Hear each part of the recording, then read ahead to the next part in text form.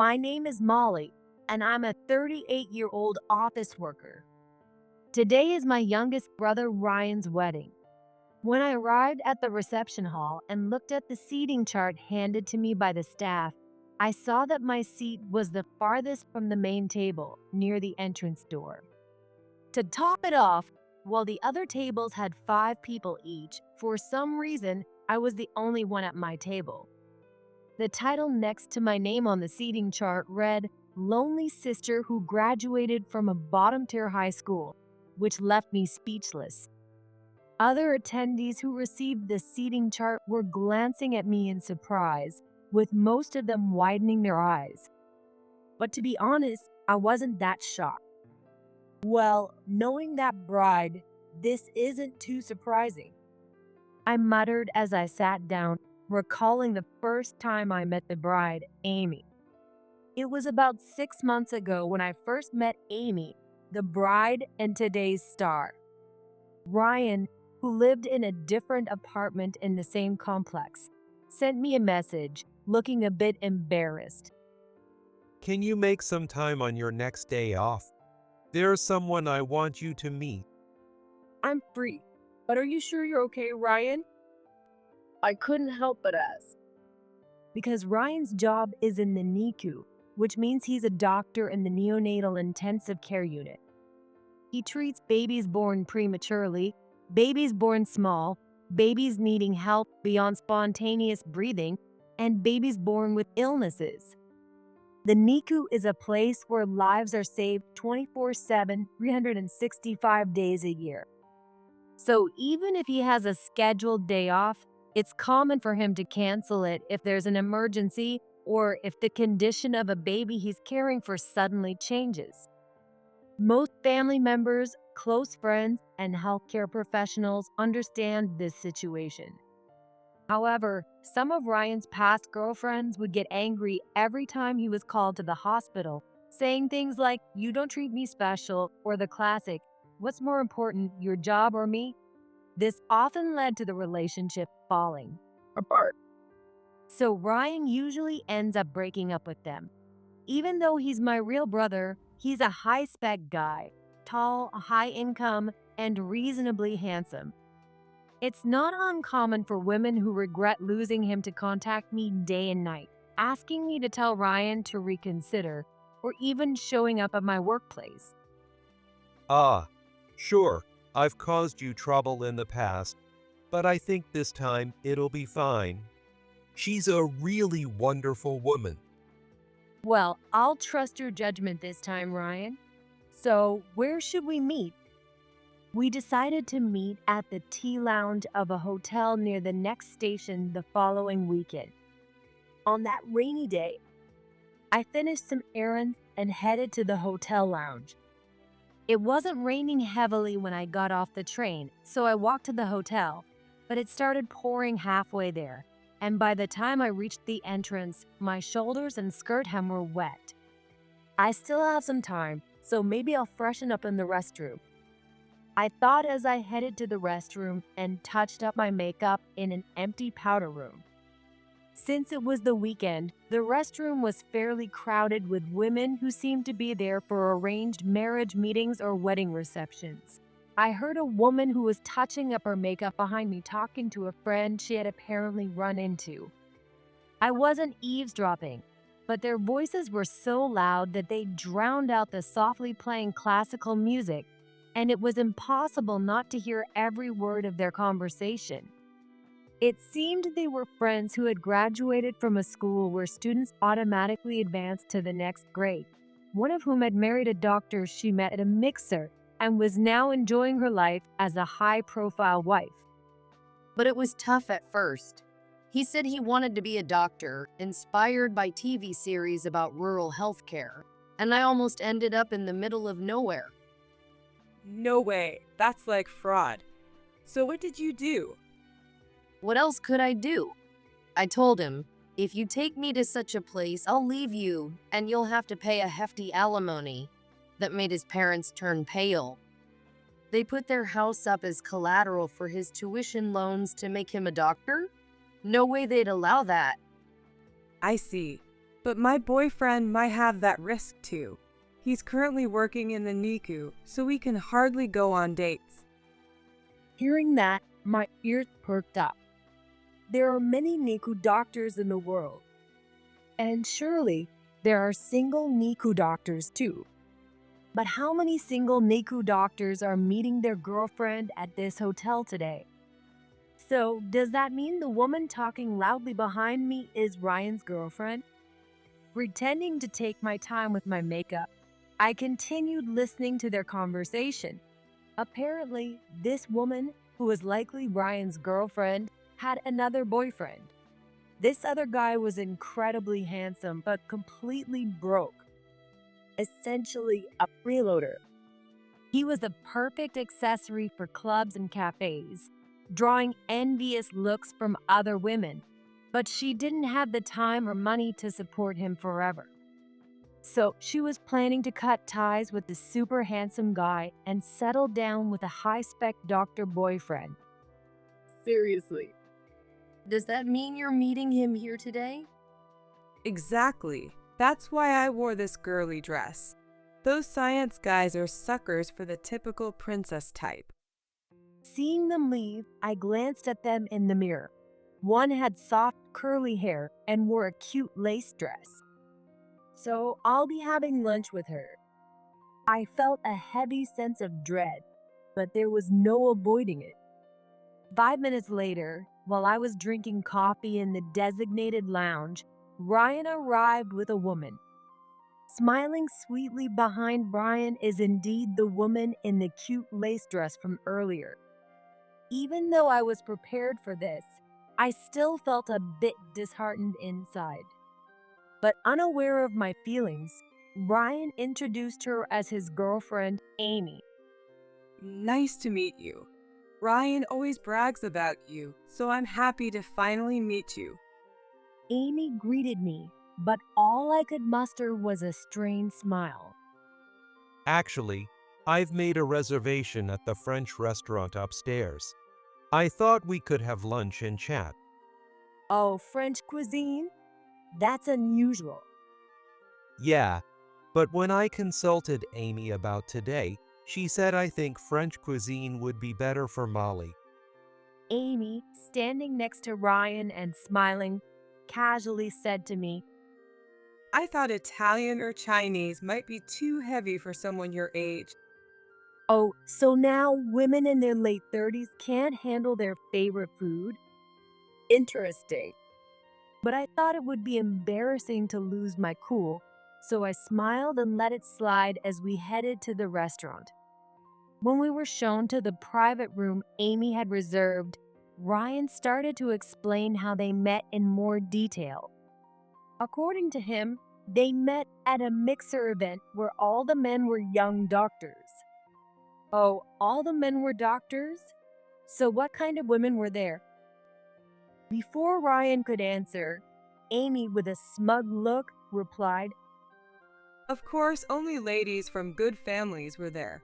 Embarrassingly, all of us, including myself, graduated from prestigious women's colleges and then focused on preparing to be a bride. "I've never seen anyone call themselves a lady from a good family in my 38 years. She's a rare character. As I listened quietly to Amy's bragging, the food was served. A chef's choice lunch course featuring sole moiniere and salmon tartare. The plump, fatty fish looked delicious. The sole moiniere looks great. When we were students, Molly used to cook the fish our brother caught.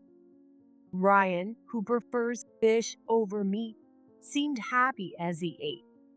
I smiled at Amy and said, "But once you marry Amy, she can prepare fish for you anytime. After all, she's prepared for everything from American to Asian cuisine, right, Amy?"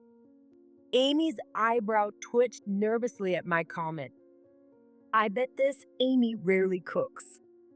Her nails were perfectly manicured, which wouldn't withstand cooking regularly. Moreover, they're perfectly arranged, with not a single piece missing. While it's possible she had them done just for today, women can often tell these things about each other. No matter how much she claims to be domestic, it doesn't seem convincing. Yes, of course. If it's Ryan's favorite, I'll put all my effort into cooking it. Amy answered as if it were obvious. Hearing this, Ryan was innocently delighted.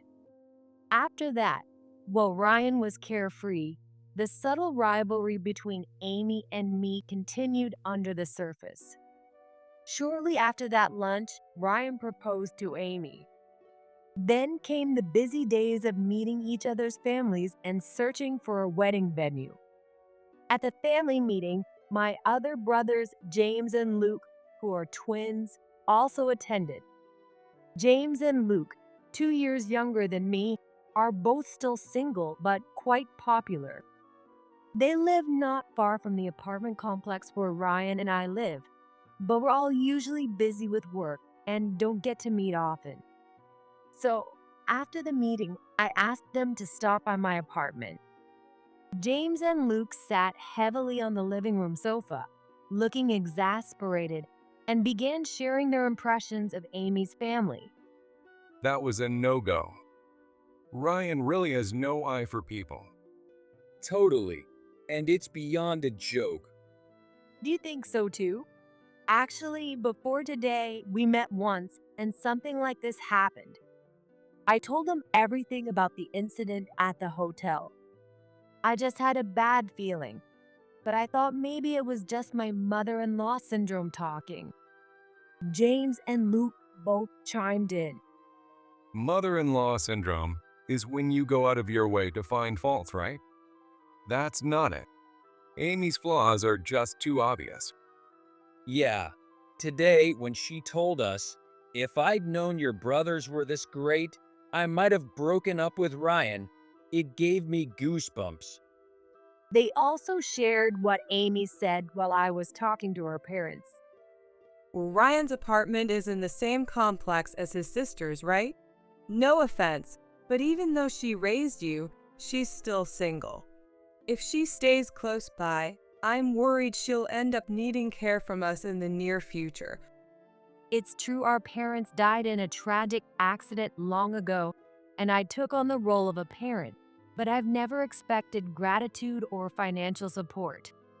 So hearing about care in old age was surprising, but what shocked them more was Amy's obsession with money.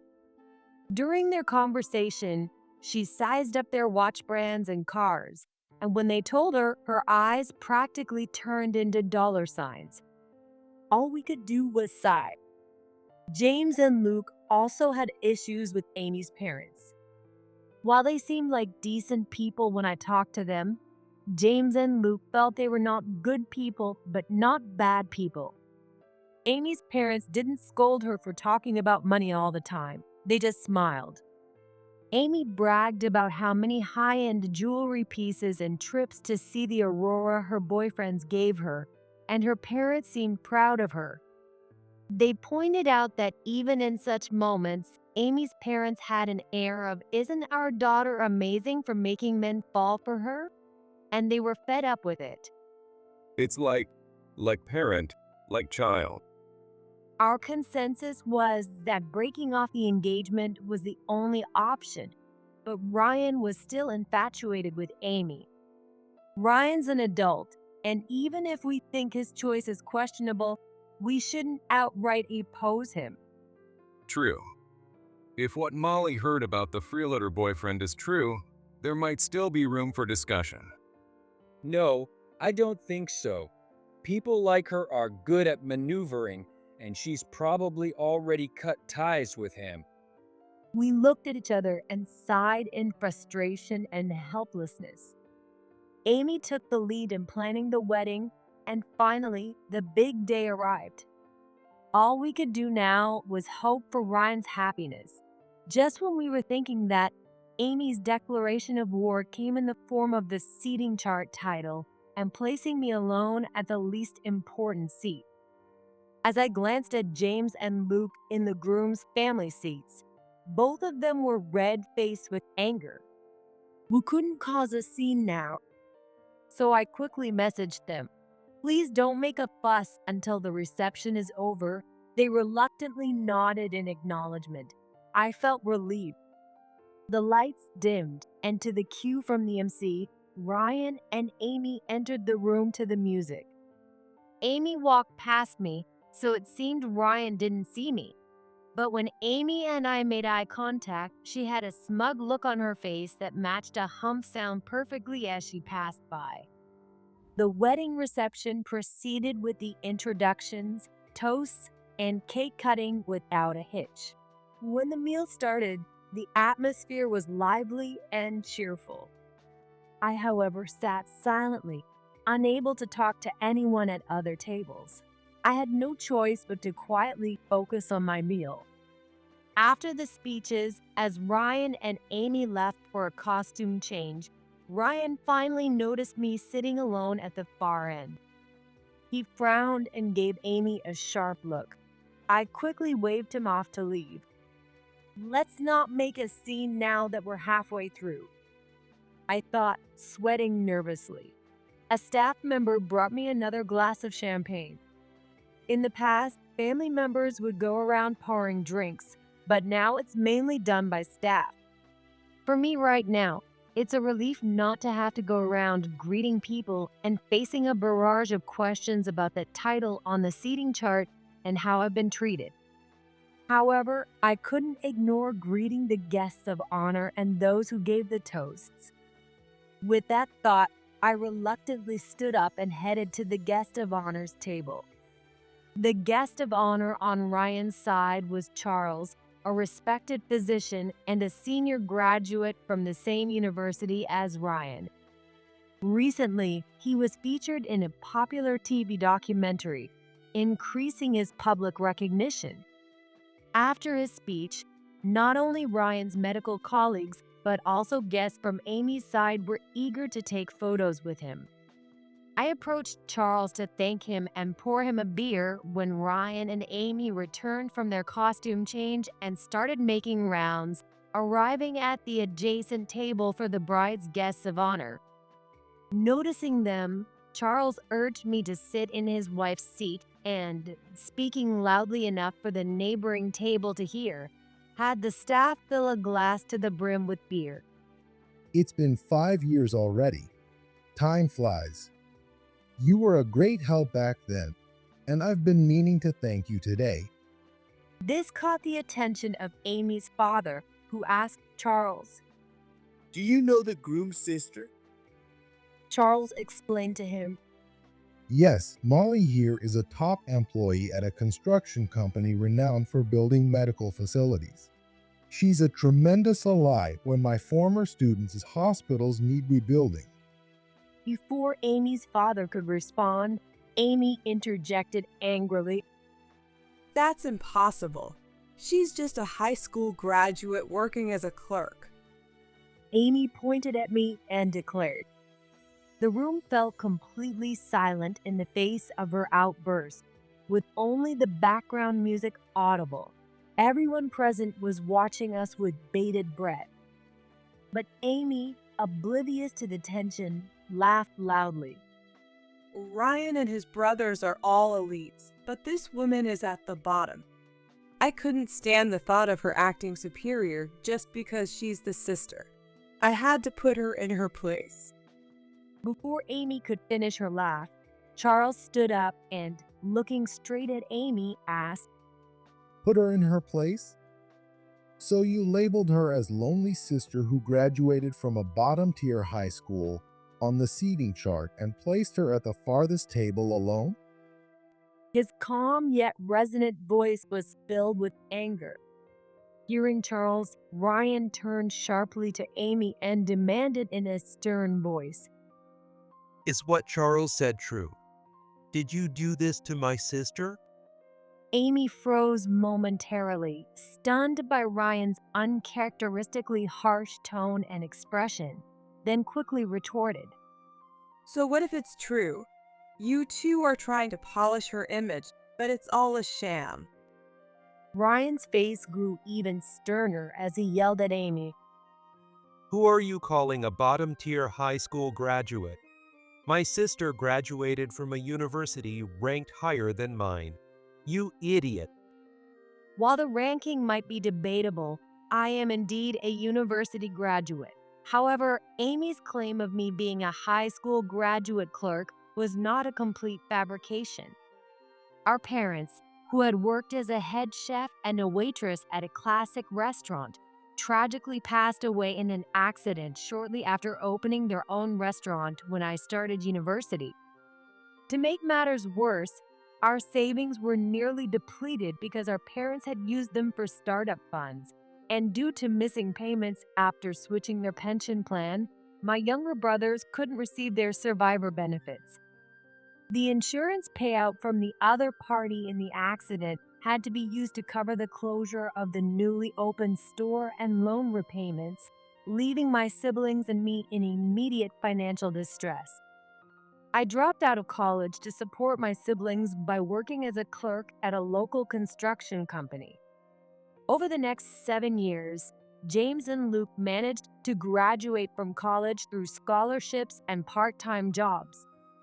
Upon receiving their first salaries, they handed all of them to me, telling me to pursue my dreams while they took over the family's financial responsibilities from then on.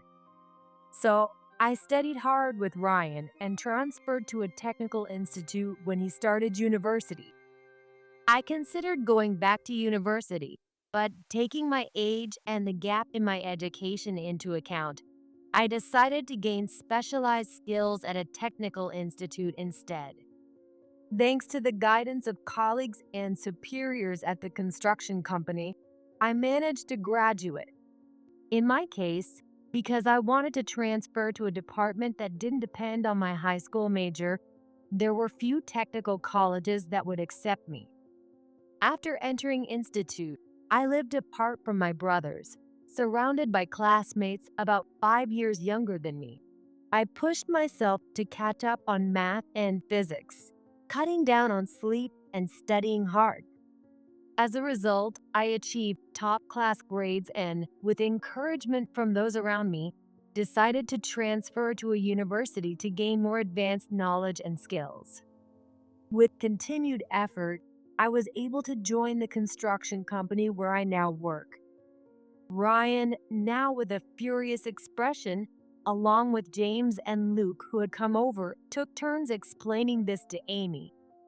But Ryan told me my sister graduated high school and worked as a clerk to support us. I told you the rest, didn't I? You were probably distracted by that freeloader boyfriend of yours. Amy was doubly shocked. We were also surprised that Ryan knew about the freeloader. It turned out that shortly after he started dating Amy, another woman from the same mixer had sent him a tip-off email.